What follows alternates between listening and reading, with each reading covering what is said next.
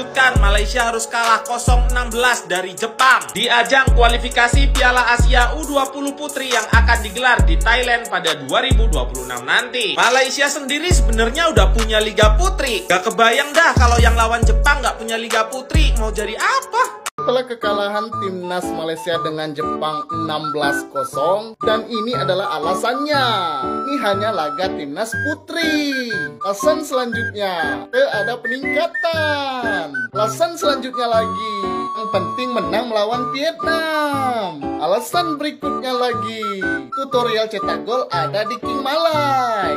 Alasan berikutnya dan berikutnya lagi, minimal juara Piala AFF. Kita tidak fokus dengan timnas putri. Yang penting bermain di Liga JDT dan imbang timnas Korea. Timnas Indonesia tidak bisa mencetak gol. Salam 16-0. Dan itulah tadi alasan netizen Malaysia.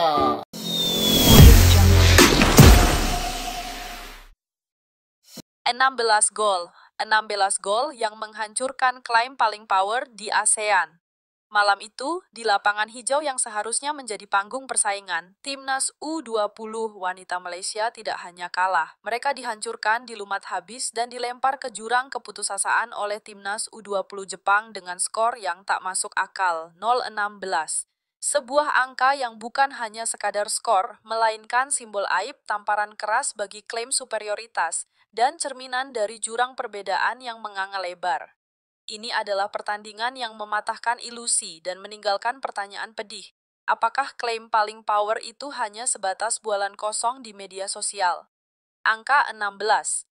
Sebuah angka yang kini terukir dengan tinta merah, bukan di buku sejarah kejayaan, melainkan di buku aib sepak bola Asia Tenggara.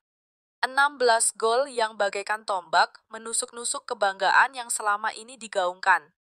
Kekalahan telak ini bukan hanya milik Timnas U20 wanita Malaysia, melainkan kekalahan kolektif. Sebuah cermin yang memperlihatkan wajah kita yang sesungguhnya di hadapan para raksasa. Kita seringkali melihat di dunia maya, perdebatan yang tak ada habisnya. Netizen dari satu negara merasa lebih superior dari yang lain. Kita sering melihat klaim-klaim hebat, merasa paling maju, paling kuat, dan paling hebat di segala bidang. Klaim negara paling power seringkali menjadi mantra yang diulang-ulang, seolah-olah pengulangan itu akan mengubah realita. Malam itu, realita datang dalam bentuk 16 gol, satu persatu, menghancurkan klaim tersebut menjadi serpihan-serpihan kecil yang tak berarti. Bayangkan saja, gol pertama mungkin bisa dianggap kecelakaan, gol kedua mungkin kesalahan pertahanan, gol ketiga, keempat, kelima, dan seterusnya. Itu bukan lagi kebetulan, itu adalah pembantaian yang terstruktur, sebuah demonstrasi kekuatan yang brutal dan tanpa ampun. Setiap kali bola melewati garis gawang, sorakan riuh dari tribun seolah mengejek, menertawakan ketidakberdayaan. Pemain-pemain Jepang berlari kencang, menendang, dan mencetak gol seolah sedang bermain-main di taman. Sementara itu, para pemain Malaysia dengan mata kosong hanya bisa menyaksikan bola kembali masuk ke gawang. Wajah-wajah mereka memancarkan keputusasaan, kebingungan, dan rasa malu yang mendalam. Mereka tak hanya berhadapan dengan 11 pemain di lapangan, tapi juga berhadapan dengan bayangan raksasa yang terlalu besar untuk dihadapi. 4 pemain Jepang berhasil mencetak hat-trick. Anon Tsuda dengan 4 golnya seolah menjadi algojo yang tak kenal ampun seorang penari kematian di rumput hijau. Mao Itamura menyusul dengan 3 gol, menambahkan penderitaan yang sudah terlampau parah. Mereka bukan hanya mencetak gol, mereka seolah mengirimkan pesan yang dingin dan tajam. Kalian belum pantas berada di sini. 4 hat-trick. Itu bukan kebetulan, itu adalah dominasi mutlak yang membuat semua orang terdiam. Mereka bermain dengan kecepatan, teknik, dan visi yang seolah berasal dari planet lain. Kontras dengan apa yang ditampilkan oleh tim Asia Tenggara, yang terlihat seperti amatir yang tersesat di panggung profesional. Di media sosial, reaksi dari seluruh penjuru ASEAN tak terbendung. Aib ASEAN, begitulah julukan yang viral. Dari Filipina hingga Indonesia, dari Singapura hingga Thailand, semua orang bersepakat. Kekalahan ini adalah aib. Ini bukan lagi soal rivalitas antar bangsa, ini adalah rasa malu kolektif. Semua orang merasa terhina. Seolah-olah kekalahan Malaysia adalah cerminan dari kegagalan kita semua.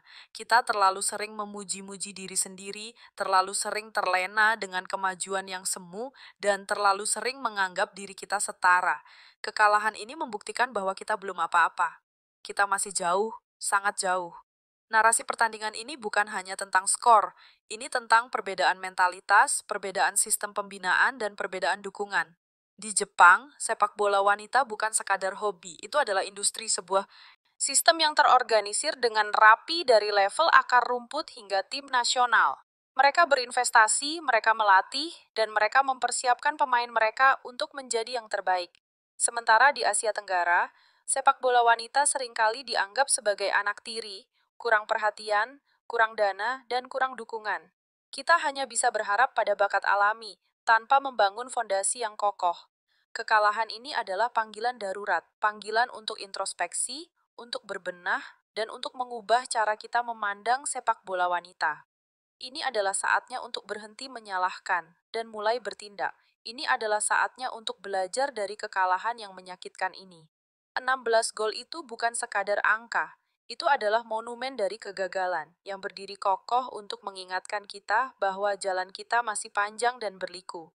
Dan untuk saat ini, kita harus menelan ludah pahit dan mengakui, malam itu Jepang tidak hanya memenangkan pertandingan. Mereka menaklukkan seluruh harga diri sepak bola Asia Tenggara dan mematahkan klaim-klaim kosong yang selama ini bertebaran di media sosial.